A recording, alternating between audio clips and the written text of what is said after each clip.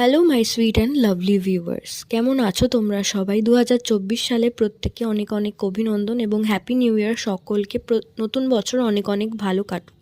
তো আজকের ভিডিওতে আমরা কথা বলবো একটি প্রধান লক্ষণ, যেটা আপনারা কোনো গর্ভবতী মায়ের শরীরে যদি দেখতে পান তাহলে ধরে নিতে পারেন যে গর্ভের আগত সন্তান একটি ফুটফুটে পুত্র সন্তান আসতে চলেছে। তো প্রেগনেন্সির 5 মাসের পর থেকে যদি দেখেন কোনো নারীর দেহে চুলের পরিমাণ, অর্থাৎ মাথার চুল থেকে শুরু করে পিউবিক হেয়ারই বলুন বা দেহের কোনো লোমই যদি বলেন, পায়ের, হাতের, গায়ের যদি লোমের প্রচুর মাত্রাধিক্য মানে অনেক পরিমাণে যদি দেখেন যে চুলের সাথে সাথে হাতে পায়ে লোমের পরিমাণ বৃদ্ধি পাচ্ছে, এটাকেও কিন্তু ছেলে সন্তান আসার একটা মূল কারণ বলে ধরে নেওয়া হয়। তো এই লক্ষণ যদি দেখেন তবে অবশ্যই সেই গর্ভবতী মা পুত্র সন্তানের জন্ম দিতে চলেছে। প্রত্যেকে ভালো থাকুন, সুস্থ থাকুন, নমস্কার।